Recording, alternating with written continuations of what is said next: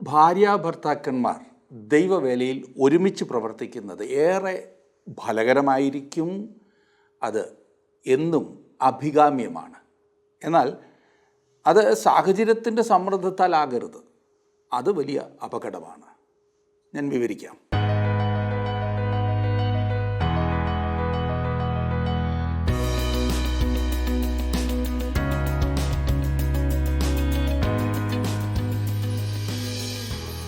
ഒരു സഭാ ശുശ്രൂഷകൻ്റെയോ സുവിശേഷ പ്രസംഗകൻ്റെയോ ഭാര്യ ആയിപ്പോയതിനാൽ അവരും സഭാ ശുശ്രൂഷയും സുവിശേഷ പ്രസംഗവും ചെയ്യണം എന്ന് ചിന്തിക്കുന്നത് പലപ്പോഴും ഗുണത്തെക്കാളേറെ ദോഷം വരുത്തിവെക്കും. അക്വിലാസും പ്രിസ്കില്ലയും പോലെ പുതിയ നിയമസഭകളുടെ സ്ഥാപനത്തിനായി അപ്പോസ്തലനായ പൗലോസിനോട് ഒത്തുചേർന്ന് പ്രവർത്തിച്ച മറ്റൊരു ദമ്പതികളെയും കുറിച്ച് ബൈബിളിൽ പറഞ്ഞിട്ടില്ല. ഇവരെ സംബന്ധിച്ചിടത്തോളം അനേകം കാര്യങ്ങൾ ശ്രദ്ധേയമായിട്ടുണ്ട്. മിക്കവാറും ആളുകൾ ഒരു പട്ടണത്തിൽ കേന്ദ്രീകരിച്ച് മാത്രം ജീവിച്ചിരുന്ന ഒരു കാലത്ത് ഈ അക്വിലാസും പ്രിസ്കില്ലയും സുവിശേഷത്തിൻ്റെ പ്രചരണത്തിനായി അനേകം പ്രാവശ്യം സ്ഥലം മാറുന്നതായി നാം കാണുന്നു. റോമൻ ചക്രവർത്തി ക്ലൗദിയോസ് കൽപ്പന പുറപ്പെടുവിച്ചതിനാൽ യഹൂദരെല്ലാം റോമാ പട്ടണം വിട്ടുപോകേണ്ടി വന്നപ്പോൾ ഈ ദമ്പതികൾ കൊരിന്ത് പട്ടണത്തിലേക്ക് കുടിയേറി. വിജാതീയ ആരാധനകളുടെയും അസാൻമാർഗികതയുടെയും കേന്ദ്രമായിരുന്ന കൊരിന്തിലേക്ക് അവർ ക്രിസ്തുവിൻ്റെ സുവിശേഷവുമായി പോയി. അവിടെ വലിയ മാറ്റങ്ങളുണ്ടായി. പിന്നീട് ഈ കുടുംബം എഫെസോസിലേക്ക് പോകുന്നത് നാം കാണുന്നു. അവിടെ അവർ പൗലോസിനെ ശുശ്രൂഷയിൽ സഹായിക്കുന്നു. പിന്നീട് അവർ റോമയിലേക്ക് വരികയും തുടർന്ന് വീണ്ടും എഫെസോസിലേക്ക് പോകുന്നതായും കാണുന്നു. നിത്യമായ പ്രതിഫലം പ്രാപിക്കുന്നതിനായി തങ്ങളെ ചുറ്റി സഞ്ചരിക്കുന്ന സൗകര്യങ്ങൾ ഏറെയുള്ള ഒരു ജീവിതത്തിനായി അവർ ഏൽപ്പിച്ചു. ഇവരുടെ ജീവിതത്തിൻ്റെ ശ്രദ്ധേയമായ മറ്റൊരു പ്രത്യേകത ശുശ്രൂഷയിലെ അവരുടെ പങ്കാളിത്തമാകുന്നു. രസകരമായ ഒരു കാര്യം, ഈ ദമ്പതികളെക്കുറിച്ച് പുതിയ നിയമത്തിൽ 7 പ്രാവശ്യം പറഞ്ഞിട്ടുള്ളതിൽ 5 പ്രാവശ്യം ആദ്യം പറഞ്ഞിരിക്കുന്ന പേര് പ്രിസ്കില്ലയുടെയാണ്. ആ കാലത്ത് ഭാര്യമാരുടെ പേരുകൾ അവരുടെ ഭർത്താക്കന്മാരുടെ പേരിന് മുൻപ് പറയുന്നത് സാധാരണയല്ലായിരുന്നു. ഈ അസാധാരണ കാര്യം ഒരുപക്ഷെ പ്രിസ്കില്ല ശുശ്രൂഷയിലേറെ മുന്നിലായിരുന്നു എന്നതുകൊണ്ടാകാം. എന്ന് പറഞ്ഞാൽ അവൾക്ക് ദൈവവേല ചെയ്യുവാനുള്ള വിളിയും പ്രാപ്തിയും ഉണ്ടായിരുന്നിരിക്കും. പലപ്പോഴും ശുശ്രൂഷ ചെയ്യുവാനുള്ള വിളിയോ പ്രാപ്തിയോ ഇല്ലെങ്കിലും ഭർത്താവ് ഭാര്യയെ തൻ്റെ ശുശ്രൂഷയിൽ മുൻപിൽ നിർത്തി സകലരെയും ബോറടിപ്പിക്കുന്നത് കാണാറുണ്ടല്ലേ? എങ്ങനെയോ ഒരു സഭാ ശുശ്രൂഷകൻ്റെയോ സുവിശേഷ പ്രസംഗകൻ്റെയോ ഭാര്യയായി പോയതിനാൽ അങ്ങനെയുള്ളവർ ഭർത്താവിൻ്റെ ശുശ്രൂഷ തന്നെ ചെയ്യണമെന്ന് നിർബന്ധമില്ല. അതിന് ദൈവവിളിയും സമർപ്പണവും അത്യാവശ്യമാണ്. നിങ്ങൾക്ക് നിങ്ങളുടെ ഭർത്താവിനെ സഹായിക്കുവാൻ കഴിയുന്ന ഒരുപാട് മേഖലകളുണ്ട്. അതിൽ ശ്രദ്ധിച്ചാട്ടെ. പ്രിസ്കില്ല അന്നത്തെ സമൂഹത്തിൽ വളരെ പ്രമുഖമായ ഒരു സ്ഥാനമുണ്ടായിരുന്ന ഒരു വ്യക്തിത്വമായിരുന്നു എന്നത് തീർച്ചയാണ്. എന്തായിരുന്നാൽ തന്നെ ഈ ദമ്പതികളെ സഭാ ശുശ്രൂഷയിൽ ഒരു മാതൃകാ ടീമായി കണ്ടിരുന്നു. അവർ പൗലോസിന് ഏറ്റവും പ്രിയപ്പെട്ടവരായിരുന്നു. നാം റോമാലേഖനം 16-ാം അധ്യായത്തിലേക്ക് വരുമ്പോൾ അതിൻ്റെ 4-ാം വാക്യത്തിൽ പൗലോസ് പറഞ്ഞിരിക്കുന്നത് അവർ എൻ്റെ പ്രാണന് വേണ്ടി തങ്ങളുടെ കഴുത്ത് വെച്ച് കൊടുത്തവരാകുന്നു എന്നത്രേ. ഈ പ്രിയപ്പെട്ടവർ ഇന്നും സഭയ്ക്കൊരു വലിയ മാതൃകയാകും. റോമാലേഖനത്തിൽ നാം ഒടുവിലത്തെ അധ്യായത്തിലേക്കാണ് ഇനിയും വരുന്നത്. അതിൻ്റെ 16-ാം അധ്യായം എടുത്താട്ടെ. അതിൻ്റെ ആദ്യത്തെ 9 വാക്യങ്ങൾ മിക്കവാറും ഒക്കെ പേരുകളാണ്, എന്നാൽ അനുഗ്രഹീത പേരുകളാണ്. നമുക്ക് ആ ഭാഗം തന്നെ എടുക്കാം. റോമാലേഖനം 16-ാം അധ്യായം 1 മുതൽ 9 വരെയുള്ള വാക്യങ്ങൾ.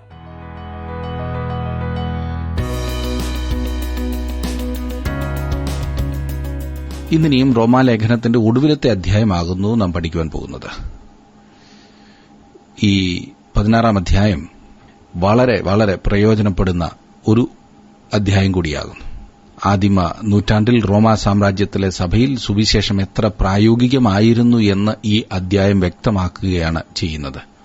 പ്രാചീനവും പ്രാകൃതവുമായ മതാചാരങ്ങളിൽ മുഴുകിയിരുന്ന റോമാ സാമ്രാജ്യത്തിൽ ക്രിസ്തുവിന്റെ സാക്ഷികളായി തങ്ങളുടെ ഹൃദയത്തിൽ കർത്താവിന്റെ സന്തോഷവുമായി പീഡനത്തിന്റെ മധ്യത്തിലും ജീവിച്ചിരുന്ന ദൈവമക്കളെക്കുറിച്ച് ഓർക്കുമ്പോൾ എന്റെ ഹൃദയം ആനന്ദിച്ചാർക്കുകയാണ്. എന്തൊരു പ്രോത്സാഹനമല്ലേ! ജീവിതത്തിൽ യാതൊരു പ്രതീക്ഷയ്ക്കും, അതായത് ലോകപ്രകാരം യാതൊരു പ്രതീക്ഷയ്ക്കും വകയില്ലാതിരുന്ന ഒരു ചുറ്റുപാടിൽ ദൈവത്തിനു വേണ്ടിയും ക്രിസ്തുവിന്റെ സഭയ്ക്കു വേണ്ടിയും ദൈവവചനത്തിനു വേണ്ടിയും നിലനിന്നതായ ദൈവമക്കൾ നൂറ്റാണ്ടുകളിലൂടെ അവരുടെ പേരുകൾ സ്മരിക്കുന്നു, അവരെ ഓർത്ത് ദൈവത്തെ സ്തുതിക്കുന്നു. ഇതിൽ പരം എന്താണ് ഒരു ജീവിതത്തിൽ കിട്ടുവാനുള്ള ഭാഗ്യമില്ലേ? തീർച്ചയായും വളരെ പ്രോത്സാഹജനകമായ ഒരു അധ്യായമാണ് 16-ാം അധ്യായം. റോമാലേഖനത്തിലുള്ളതിൽ വെച്ച് അതിമഹത്തായ അനേകം സത്യങ്ങൾ വെളിപ്പെടുത്തുന്ന അധ്യായങ്ങളിൽ ഒന്നത്രേ ഇതെന്നാകുന്നു എന്റെ ചിന്ത. പലരും ഇത് പേരുകൾ മാത്രമാകുന്നു ഇതിലുള്ളത് എന്ന് പറഞ്ഞ് അത്ര ഗൌരവമായി പഠിക്കുകയോ ചിന്തിക്കുകയോ ചെയ്യാത്ത ഒരു അധ്യായമാകുന്നു എന്നുള്ളത് വളരെ ശോചനീയമായ ഒരു സ്ഥിതിവിശേഷമാണ്. എന്നാൽ അല്പം മനസ്സിരുത്തി ഒന്ന് വായിച്ചേ, ഒന്ന് പഠിച്ചേ, നിങ്ങൾ അതിന്റെ ഉള്ളിൽ അടങ്ങിയിരിക്കുന്നതായ ഉന്നതമായ സത്യങ്ങളെ ഗ്രഹിക്കുവാൻ ആരംഭിക്കും. ഉപദേശങ്ങളാകുന്ന പർവ്വത ശിഖരത്തിൽ നിന്നും റോമിലെ നിരത്തിലേക്ക് ഇറങ്ങിയിരിക്കുകയാണ് പൌലോസ്. ക്രിസ്തീയ മാർഗം നമുക്കിവിടെ കാണുവാൻ കഴിയുന്നു. വിശുദ്ധ പൌലോസ് ഇതുവരെ പറഞ്ഞുകൊണ്ടിരുന്ന ഉന്നത ഉപദേശങ്ങൾ ബാഹ്യാകാശത്തേക്ക് വിക്ഷേപിക്കപ്പെട്ട പേടകങ്ങളല്ല എന്നോർക്കുക. ആർക്കും പ്രയോജനമില്ലാത്ത തലയ്ക്ക് മുകളിലൂടെ പറന്നു നടക്കുന്ന പറക്കും തലികകളല്ല അവ. പിന്നെയോ റോമൻ നിരത്തുകളിൽ ഓടി നടന്നിരുന്ന വാഹനങ്ങളായിരുന്നു അവ. സുവിശേഷം ദൈനംദിന ജീവിതത്തിലേക്കും യാഥാർത്ഥ്യത്തിലേക്കും ഇറങ്ങിച്ചെല്ലുന്നതായിരുന്നു ഈ 16-ാം അധ്യായത്തിൽ നാം കാണുന്നത്. ഈ അധ്യായത്തിൽ കുറെ പേരുകൾ മാത്രം പറഞ്ഞിരിക്കുന്നു എന്ന് പറഞ്ഞ് വിട്ടുകളയരുതേ. ഈ അധ്യായത്തിൽ 35 പേരുടെ പേരുകൾ സൂചിപ്പിച്ചിട്ടുണ്ട്.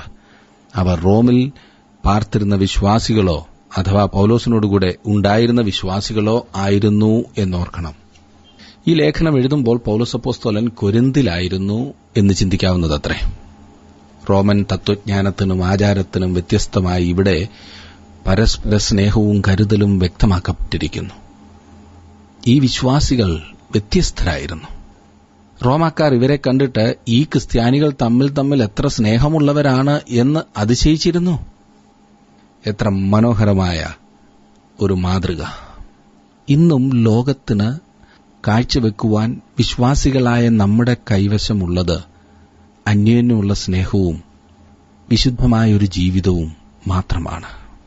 അതില്ല എങ്കിൽ നാം എന്തെല്ലാം ഉപദേശം ഘോഷിച്ചാലും, എത്ര വലിയ കൺവെൻഷനുകൾ നടത്തിയാലും, എന്തെല്ലാം നല്ല നല്ല കാര്യങ്ങൾ ചെയ്താലും അത് മനുഷ്യന്റെ മനസ്സിലേക്ക് ഇറങ്ങില്ല.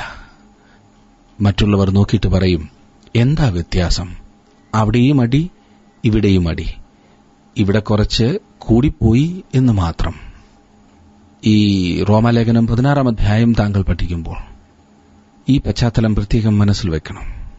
പ്രതിസന്ധികളുടെ മധ്യത്തിൽ, പ്രതികൂലങ്ങളുടെ മധ്യത്തിൽ ജീവനെ പണയം വെച്ച് ദൈവത്തിനു വേണ്ടിയും ദൈവവചനത്തിനു വേണ്ടിയും നിലനിന്ന ഒരു കൂട്ടം ദൈവമക്കളുടെ പേരുകൾ, അവ അന്നത്തെ സമൂഹത്തിൽ ഏറ്റവും വിലപ്പെട്ടവയായിരുന്നു. നൂറ്റാണ്ടുകളിലൂടെ അവ വിലപ്പെട്ടവയായി കാത്തുസൂക്ഷിക്കുന്നു. ഫേബയെക്കുറിച്ചുള്ള നല്ല വചനങ്ങളാകുന്നു ഈ അധ്യായത്തിന്റെ ആദ്യ വാക്യങ്ങളിൽ പറഞ്ഞിരിക്കുന്നത്. ആ സ്ത്രീയാണ് ഈ ലേഖനം റോമിൽ കൊണ്ടുവന്നത്.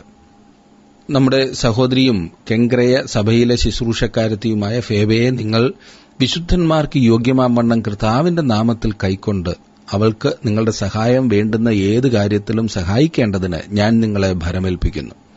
അവളും പലർക്കും, വിശേഷാൽ എനിക്കും സഹായം ചെയ്തിരിക്കുന്നു. ഇവിടെ ആദ്യമായി സൂചിപ്പിച്ചിരിക്കുന്നത് ഫേബ എന്ന ഈ സ്ത്രീയെക്കുറിച്ചാണ്. വിശ്വാസവീരന്മാരുടെ വേറൊരു പട്ടിക ഇവിടെ നമുക്ക് ലഭിക്കുന്നു. വിശ്വാസവീരന്മാരുടെ മറ്റ് ലിസ്റ്റ് എവിടാണെന്നറിയാമല്ലോ? അതെ, എബ്രായ ലേഖനം 11-ാം അധ്യായത്തിൽ. വളരെ വിലപ്പെട്ട ഒരു അധ്യായമാകുന്നു അതും. ഈ ഫേബ ഒരു യഹൂദേതര സ്ത്രീ ആയിരുന്നു എന്ന് അവളുടെ പേര് വ്യക്തമാക്കുന്നു. റോമിലെ സഭയിൽ യഹൂദേതരകളിൽ നിന്നുള്ള അനേകം ആളുകൾ ഉണ്ടായിരുന്നു എന്ന് ഞാൻ നേരത്തെ സൂചിപ്പിച്ചിരുന്നുവല്ലോ. പലരും ക്രിസ്തീയ വിശ്വാസത്തിലേക്ക് വരുമ്പോൾ പുതിയ പേര് സ്വീകരിക്കുക പതിവായിരുന്നു. എന്നാൽ ഫേബ എന്തുകൊണ്ടോ തന്റെ പഴയ പേര് നിലനിർത്തുകയാണ് ചെയ്തത്. ഇത് വെച്ച് ഒരു ഉപദേശമൊന്നും സ്ഥാപിക്കുവാൻ ഞാൻ പോകുന്നില്ല. അത് നിങ്ങളുടെ സാഹചര്യത്തിനനുസരിച്ച് പേര് ചേഞ്ച് ചെയ്യണോ അതോ അതേ പേര് മതിയോ എന്നുള്ളത് തീരുമാനിക്കാവുന്നതാണ്. റോമർക്കെഴുതിയ ലേഖനം റോമിൽ കൊണ്ടുപോയി കൊടുത്തത് ഫേബയാണ്. അവർ കഴിവുള്ള ഒരു സ്ത്രീയും സഭയിലെ പ്രധാനപ്പെട്ട അംഗവുമായിരുന്നു എന്ന് കരുതാവുന്നതത്രേ. കെങ്ക്രയ സഭയിലെ ശുശ്രൂഷക്കാരത്തി എന്നാണ് അവളെക്കുറിച്ച് പറഞ്ഞിരിക്കുന്നത്. കൊരിന്ത് പട്ടണത്തിന്റെ കിഴക്ക് ഭാഗത്ത് തുറമുഖ സ്ഥാനമാണ് ഈ കെങ്ക്രയ. നിങ്ങളുടെ വേദപുസ്തകത്തിന്റെ ഒടുവിലത്തെ പേജിൽ രേഖപ്പെടുത്തിയിരിക്കുന്നതായ ആ പടമുണ്ടല്ലോ, ഭൂപടം, അതിനകത്ത് നോക്കിയാൽ നിങ്ങൾക്കിത് കാണുവാനായിട്ട് സാധിക്കും. അത് നോക്കി കണ്ട് മനസ്സിലാക്കുന്നത് വളരെ പ്രയോജനം ചെയ്യും. റോമർക്കെഴുതിയ ലേഖനം കൊരിന്തിൽ വെച്ച് എഴുതിയതാണെന്ന് വിശ്വസിക്കാവുന്നതത്രേ. കഴിവുള്ളവളും വ്യാപാര രംഗങ്ങളിൽ ഏർപ്പെട്ടിരുന്നവളുമായ ഫേബ അത് തന്നോടൊപ്പം റോമിലേക്ക് കൊണ്ടുപോയി എന്ന് ചിന്തിക്കാം. സഭയിലെ ശുശ്രൂഷക്കാരി എന്നാണ് അവളെക്കുറിച്ച് പറഞ്ഞിരിക്കുന്നത്. ആദിമസഭയിൽ സ്ത്രീകൾ മുഖ്യസ്ഥാനം വഹിച്ചിരുന്നു എന്ന് ഇത് വ്യക്തമാക്കുന്നു. പൗലോസ് അപ്പോസ്തലൻ ഈ ലേഖനം അവളുടെ കയ്യിൽ കൊടുത്തയക്കാനാണ് താൽപര്യപ്പെട്ടത്. റോമിൽ തപാൽ സൌകര്യം അന്നുണ്ടായിരുന്നു. എന്നാൽ അത് വളരെ മന്ദഗതിയിലാണ് പ്രവർത്തിച്ചിരുന്നത്. പൗലോസ് നാം മുമ്പ് കണ്ട പോലെ യെരുശലേമിലേക്ക് പോകുകയാണ്. ഫേബ പൗലോസിന്റെ ലേഖനം തന്നോടൊപ്പം റോമിലേക്ക് കൊണ്ടുപോകുന്നു. നമ്മുടെ സഹോദരി ഫേബയെ ഞാൻ നിങ്ങളെ ഭരമേൽപ്പിക്കുന്നു. റോമിലുള്ള വിശ്വാസികൾക്ക് ഫേബയെ പരിചയപ്പെടുത്തി കൊടുക്കുകയാണ് പൗലോസ് ചെയ്യുന്നത്. ആദ്യമായി അവളെക്കുറിച്ചുള്ള സൂചനയാണ് ഈ അധ്യായത്തിൽ ലഭിക്കുന്നത്. റോമിലുള്ള വിശ്വാസികളെ എന്നിട്ട് പൗലോസ് വന്ദനം ചെയ്യുന്നു. തുടർന്ന് അനേകം ആളുകൾ വന്ദനം പറയുന്നതായി കാണാവുന്നതത്രേ.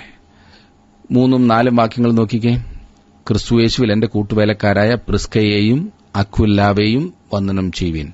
അവർ എന്റെ പ്രാണനു വേണ്ടി തങ്ങളുടെ കഴുത്ത് വെച്ചുകൊടുത്തവരാകുന്നു. അവർക്ക് ഞാൻ മാത്രമല്ല, ജാതികളുടെ സകല സഭകളും കൂടെ വന്ദനം പറയുന്നു.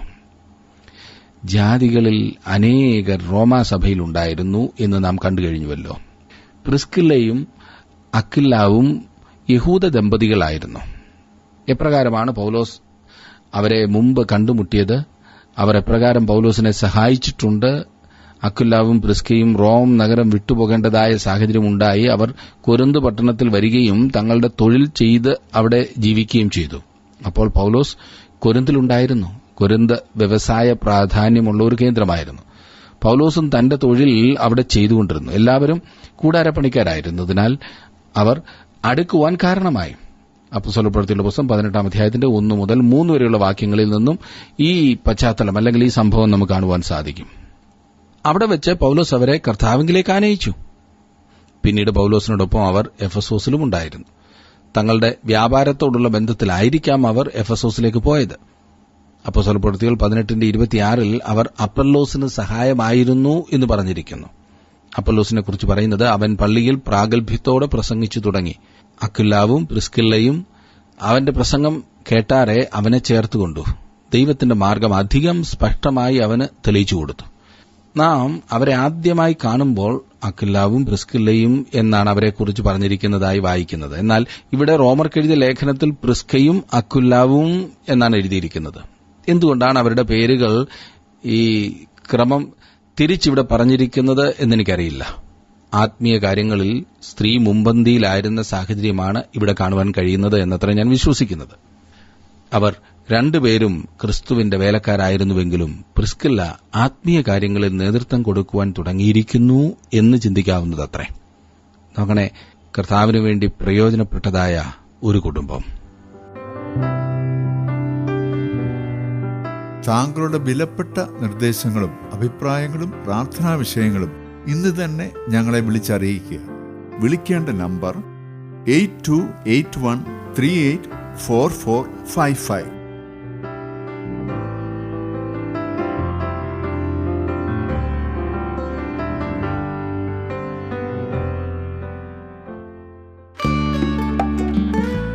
ഇന്നത്തെ പ്രോഗ്രാം താങ്കൾക്ക് ഇഷ്ടപ്പെട്ടുവോ? എങ്കിൽ ഉടൻ തന്നെ ഞങ്ങൾക്കൊരു മിസ് കോൾ തരിക. അടുത്ത വിജയി ഒരുപക്ഷെ താങ്കളായിരിക്കാം.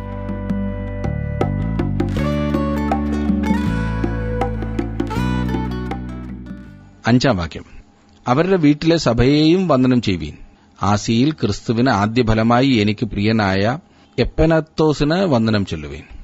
ആരംഭകാലത്ത് പ്രാദേശിക സഭകൾ വീടുകളിലായിരുന്നു കൂടി വന്നിരുന്നത്. ഉദാഹരണമായി അപ്പോസ്തലപ്രവൃത്തികളുടെ പുസ്തകം 12-12 കൊലോസിയർ 4:15, 1 കൊരിന്ത്യർ 16:19, ഫിലോമോൻ 2 എന്നിവ കാണുക. 3-ാം നൂറ്റാണ്ട് വരെ സഭയ്ക്ക് കൂടി വരുന്നതിന് പ്രത്യേക കെട്ടിടങ്ങൾ ഉണ്ടായിരുന്നതിന് വ്യക്തമായ തെളിവുകളൊന്നുമില്ല എന്ന് ഒരു മഹാനായ എഴുത്തുകാരൻ പറഞ്ഞിട്ടുണ്ട്. സഭ ഒരു പ്രത്യേക കെട്ടിടമായി തീരണമെന്ന് ഉപദേശിക്കപ്പെട്ടിട്ടില്ല. ആദ്യത്തെ 3 നൂറ്റാണ്ടുകളിൽ സഭ എന്ന് പറയുമ്പോൾ വിശ്വാസികളുടെ കൂട്ടവും അവർ വീടുകളിൽ കൂടി വരികയും ചെയ്തിരുന്നു. അങ്ങനെയുള്ള ഒരു കൂട്ടം അക്വിലാവിന്റെയും പ്രിസ്കില്ലയുടെയും ഭവനത്തിലും കൂടി വന്നിരുന്നു. ഒരു കാര്യം ഓർക്കണം, ഏതെങ്കിലും മനോഹരമായ ഒരു കെട്ടിടത്തിൽ കൂടിയാൽ മാത്രമേ അത് ആരാധനയ്ക്കുള്ള കൂടിവരവാകൂ എന്നൊരിക്കലും ചിന്തിക്കരുത്. അങ്ങനെ ഒരു ധാരണ പലപ്പോഴും പരമ്പരാഗതമായി തന്നെ ക്രിസ്തീയ സമൂഹങ്ങളായി തുടരുന്ന സമൂഹങ്ങളിലുണ്ട്. അത് നമ്മുടെ സൗകര്യത്തിനനുസരിച്ച് അങ്ങനെ ഒരു കാര്യം ഉണ്ടാകുന്നത് നല്ലതാണ്. എന്നാൽ അതിനുവേണ്ടി ശഠിക്കുന്നത് ഒരിക്കലും ശരിയായ കാര്യമല്ല. മരത്തിന്റെ കീഴിലോ എവിടെയെങ്കിലും കന്നുകാലിക്കൂട്ടിലോ ഏതെങ്കിലും വീടിന്റെ മൂലയിലോ എവിടെല്ലാം ഇരുന്ന് ആരാധിക്കുന്ന എത്രയെത്ര ആരാധനാക്കൂട്ടങ്ങൾ നമ്മുടെ ഈ ഭാരതത്തിലുണ്ട്. നമുക്ക് അതിനുള്ള സൗകര്യമുള്ളതുകൊണ്ട് എല്ലാവരും അതുപോലെ ആയില്ല എങ്കിൽ അത് ആരാധനയാകില്ല എന്ന് ചിന്തിക്കുന്നത് മണ്ടത്തരമാണ്. അതിനുവേണ്ടി ദൈവവചനത്തിന്റെ ചുവട് പിടിക്കുവാൻ നാം ശ്രമിക്കരുത്. ദൈവവചനം ഈ കാര്യത്തിൽ വളരെ വ്യക്തമാണ്. ഇവിടെ എപ്പൈനത്തോസ് എന്ന ഗ്രീക്ക് പേരിന്റെ അർത്ഥം സ്തുതിക്കപ്പെടുന്നവൻ എന്നാണ്.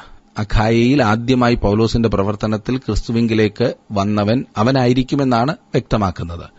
6 നോക്കിക്കേ. നിങ്ങൾക്കായി വളരെ അധ്വാനിച്ചവളായ മറിയയ്ക്ക് വന്ദനം ചൊല്ലുവീൻ. മറിയ എന്നത് മിരിയാം എന്ന പോലെ തന്നെയുള്ള ഒരു യഹൂദ പേരാണ്. മറുതലിപ്പ് എന്നാണ് അതിന്റെ അർത്ഥം. അവൾ വളരെയധികം അധ്വാനിക്കുകയും പ്രയത്നിക്കുകയും ചെയ്തവളാണ്. അവളുടെ ജീവിതത്തിൽ എന്തുമാത്രം വ്യത്യാസമാണ് വന്നിരിക്കുന്നത്. ഒരു വിശ്വാസിയാകുന്നതിനു മുമ്പ് അവൾ മറുതലിക്കുകയായിരുന്നു. എന്നാൽ ഇപ്പോൾ അവൾ മറ്റു വിശ്വാസികൾക്ക് വേണ്ടി അധ്വാനിക്കുവാൻ തയ്യാറായിരിക്കുന്നു. സ്വയം ഇല്ലാതാകുന്നതുവരെ അവൾ ഇപ്പോൾ ക്രിസ്തുവിനോട് അനുസരണമുള്ളവളായിരിക്കുന്നു എന്നതത്രേ അതിന്റെ കാരണം. നോക്കണേ, ഒരു വ്യക്തി രൂപാന്തരപ്പെട്ടു കഴിഞ്ഞാൽ ദൈവം ആ വ്യക്തിയെ ഉപയോഗിക്കും. പേര് ഒരുപക്ഷെ പഴയ തന്നെ ആയിരിക്കാം. മറ്റുള്ളവർ കാണുമ്പോഴും പഴയ ആളിനെ തന്നെ ആയിരിക്കും കാണുന്നത്. എന്നാൽ ജീവിതത്തിൽ രൂപാന്തരം വന്ന ഒരു വ്യക്തിയെ ദൈവം എടുത്തുപയോഗിക്കുന്നു എന്നതിന്റെ വ്യക്തമായ തെളിവാണ് ഈ വളരെ അധ്വാനിച്ച മറിയയുടെ ജീവിതം നമ്മെ കാണിക്കുന്നത്. 7 നോക്കിക്കാട്ടെ. എന്റെ ചാർച്ചക്കാരും സഹബദ്ധന്മാരായ അന്ത്രോനീക്യൂസിനും യൂനയാവിനും വന്ദനം ചൊല്ലുവീൻ. അവർ അപ്പോസ്തലന്മാരുടെ ഇടയിൽ പേർ കൊണ്ടവരും എനിക്ക് മുമ്പേ ക്രിസ്തുവിൽ വിശ്വസിച്ചവരുമാകുന്നു. അന്ത്രോനിയോക്കോസ് എന്നത് ഒരു ഗ്രീക്ക് പേരാണ്. അവനൊരു അടിമയായിരുന്നു. യൂനിയാവ് എന്നതൊരു റോമൻ പേരാണ്. ഒരു സ്ത്രീക്കോ പുരുഷനോ ഈ പേര് ഉപയോഗിച്ചിരുന്നു. എന്റെ ചാർച്ചക്കാർ എന്നാണ് പൌലോസ് അവരെക്കുറിച്ച് പറഞ്ഞിരിക്കുന്നത്.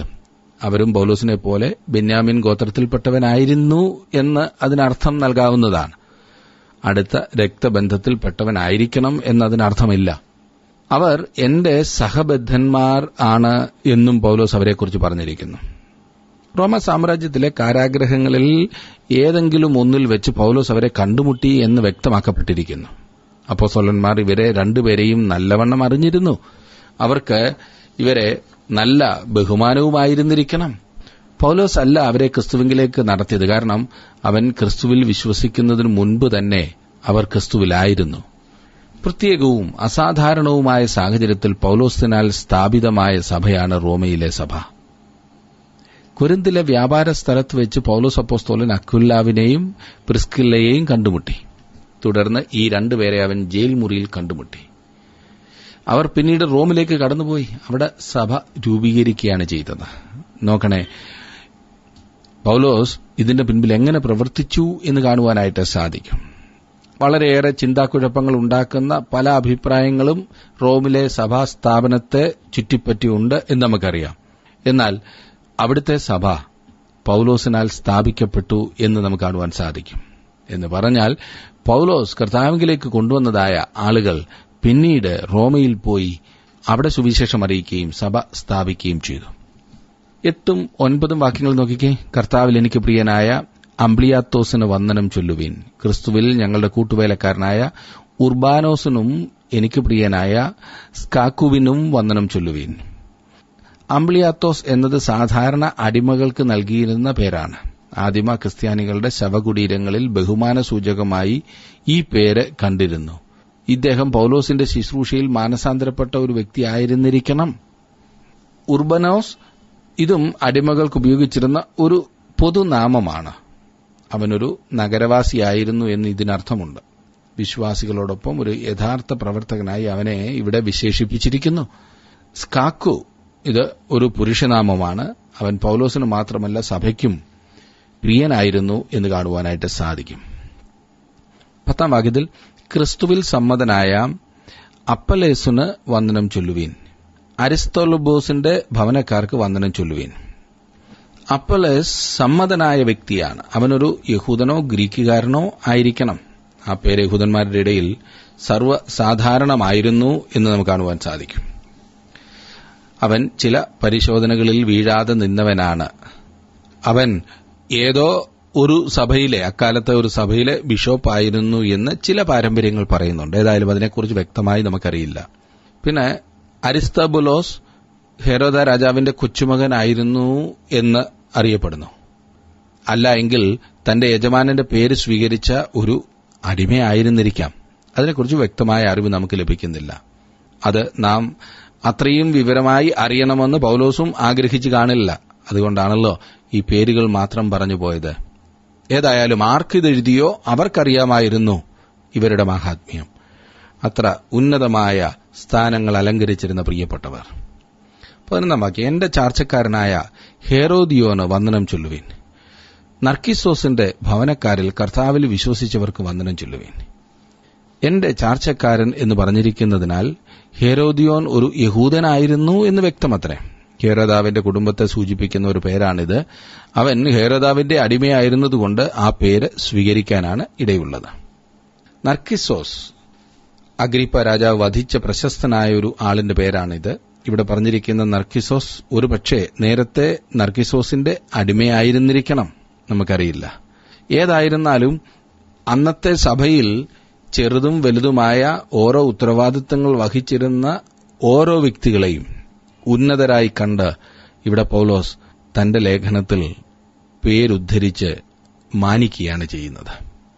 എന്നെ ശ്രദ്ധിക്കുന്ന പ്രിയ സുഹൃത്തെ, നമ്മുടെ ജീവിതത്തിൽ നമ്മെ ദൈവമാക്കിയിരിക്കുന്ന സ്ഥാനങ്ങളിൽ ഒരുപക്ഷെ നമ്മൾ ഏറ്റവും ചെറിയ ജോലി, താണ ജോലി, നമ്മുടെ സമൂഹത്തിൽ പറയുന്നത് പോലെ മാനംകെട്ട ജോലി ചെയ്യുന്ന വ്യക്തികളായിരിക്കാം. മാനക്കേട് എന്നതുകൊണ്ട് ഞാൻ ഉദ്ദേശിച്ചത് ജോലിക്ക് മാനവും മാനക്കേടും നമ്മൾ കൽപ്പിക്കാറുണ്ടല്ലോ. എന്തെങ്കിലും ചെറിയ ചെറിയ ജോലികൾ ചെയ്ത് ജീവിക്കുന്നവരാകാം. എന്നാൽ ദൈവം നോക്കുമ്പോൾ നാം സമൂഹത്തിൽ എത്ര ഉന്നതരാകുന്നു എന്നുള്ളതല്ല പ്രധാനപ്പെട്ട വിഷയം. നാം ദൈവത്തിനു വേണ്ടി എങ്ങനെ പ്രയോജനപ്പെടുന്നു എന്നുള്ളതാണ് ഏറ്റവും പ്രധാനപ്പെട്ട വിഷയം. അങ്ങനെ പ്രയോജനപ്പെടുന്നവരാകുന്നു എങ്കിൽ ദൈവം നമ്മെ ഉന്നതരായി കാണുകയാണ്. അവിടുന്ന് നമ്മെ തലമുറകളിലൂടെ ഓർക്കുവാൻ കഴിയുന്ന വ്യക്തിജീവിതങ്ങളായി രൂപാന്തരപ്പെടുത്തും.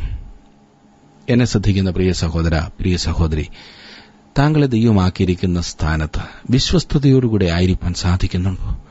ഈ ആയുസ്സിൽ ദൈവം തന്നിട്ടുള്ള സാധ്യതകളെ ഫലകരമായി ദൈവത്തിനു വേണ്ടി ഉപയോഗിപ്പാൻ, മറ്റുള്ളവർക്ക് അനുഗ്രഹകരമായി ഉപയോഗിപ്പാൻ താങ്കൾ കഴിയുന്നുണ്ടോ? അതെ, സാധ്യതകളെ ദൈവത്തിനായി ഉപയോഗിക്കുവാൻ കഴിയുന്നവർ ഏതൊരു സാഹചര്യത്തിലും ശോഭിക്കുന്നതായി കാണാവുന്നതത്രേ. ഇവിടെ ആരോരും അറിയാത്ത കുറേ പേരുകളാണ് എഴുതിയിരിക്കുന്നത്. പക്ഷേ അവർ ക്രിസ്തുവിൻ്റെ ശരീരമാകുന്ന സഭയ്ക്കു വേണ്ടി ചെയ്തെടുത്ത ആ വലിയ പ്രവർത്തനങ്ങൾ എത്ര എത്ര ശ്രദ്ധേയമാണ്. നമ്മുടെയൊക്കെ ജീവിതം ഇപ്രകാരം ശ്രദ്ധേയമാകപ്പെടണം. അതിനു വേണ്ടിയിട്ട് ദൈവം നമ്മെ ഓരോരുത്തരെയും ക്ഷണിക്കുന്നു. ഇന്ന് ഈ വചനം കേൾക്കുവാൻ നിങ്ങൾ കാണിച്ച താല്പര്യത്തിന് നന്ദി. ഈ ഭാഗങ്ങളൊക്കെ നിങ്ങൾ വായിക്കുകയും കൂടുതൽ ധ്യാനിച്ച് പഠിക്കുകയും ചെയ്യുവാൻ ഞാൻ നിങ്ങളെ പ്രോത്സാഹിപ്പിക്കട്ടെ. ദൈവം നിങ്ങളെ സമൃദ്ധിയായിട്ട് അനുഗ്രഹിക്കട്ടെ. നമുക്ക് അടുത്ത ക്ലാസ്സിൽ ഒരുമിച്ച് ഇതുപോലെ ഒരു ക്ലാസ്സുമായി കാണുന്നത് വരെ ദൈവ സാന്നിധ്യം നിങ്ങളോടുകൂടെ ഉണ്ടായിരിക്കട്ടെ. ദൈവം നിങ്ങളെ അനുഗ്രഹിക്കട്ടെ.